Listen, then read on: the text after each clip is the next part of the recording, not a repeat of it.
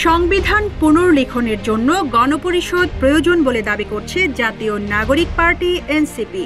Second Republic প্রতিষ্ঠায় নতুন সংবিধান প্রণয়নের জন্য এনসিপি যে গণপরিষদ নির্বাচনের দাবি করছে সেটা সংসদ নির্বাচন সহ একসঙ্গেই হতে পারে বলে মনে করছে দলটি। দলের আহ্বায়ক নাহিদ ইসলাম বলেছেন, এর মাধ্যমে নতুন কাঠামো ও নতুন বাংলাদেশ গড়ে তোলা সম্ভব। তবে এ বিষয়ে দ্বিমত জানিয়েছে বিএনপি। কিন্তু গণপরিষদ নির্বাচন হলে বিএনপির সমস্যা কি তা নিয়ে প্রশ্ন উঠেছে।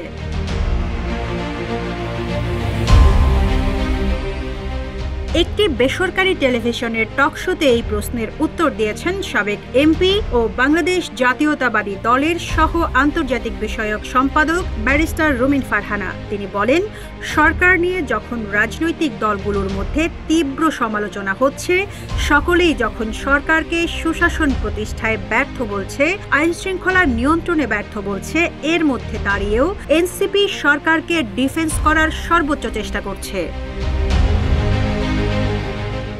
এই সরকার নিরপেক্ষ নয় বলে অভিযোগ করেন রুমিন ফারহানা। তিনি বলেন, সরকার আপ্রাণ চেষ্টা করছে একটি দলকে পেট্রন করার, আর সেই দলটিও আপ্রাণ চেষ্টা করছে সরকারকে যে কোনোভাবে ডিফেন্ড করার। রুমিন আরও বলেন, সরকার কমিশন গঠন করেছে, সরকার শ্বেতপত্র প্রকাশ করেছে, কিন্তু তারপরও তারা এত লেজে গোবরে অবস্থা করে ফেলেছে, তাতে তাদের প্রশংসা আর করা যাচ্ছে না। এমনকি যে সময়ের মধ্যে কমিশনগুলোর রিপোর্ট দেওয়ার কথা ছিল, সব কমিশন সেটা পারেনি বলে তিনি মন্তব্য করেন।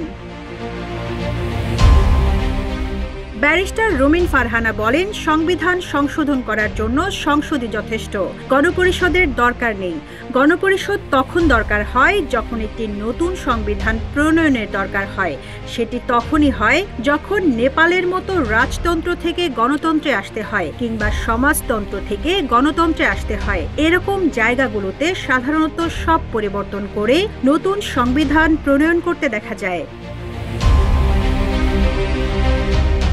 এছাড়া বিএনপির স্থায়ী কমিটির সদস্য সালাউদ্দিন আহমেদও বলেছেন, গণপরিষদ সৃষ্টির প্রয়োজন হয় তখন যখন একটা নতুন রাষ্ট্রের সৃজন হয়। সেই রাষ্ট্রের হাতে যখন কোনো সংবিধান থাকে না, তখন একটি সংবিধান প্রণয়নের জন্য গণপরিষদ করা হয়। পরে আরেক অনুষ্ঠানে তিনি বলেন, গণপরিষদ দরকার নেই, বরং একটি শক্তিশালী সংসদে গৃহীত সংবিধানকে যে নামেই ডাকা হোক তাতে আপত্তি নেই তাদের।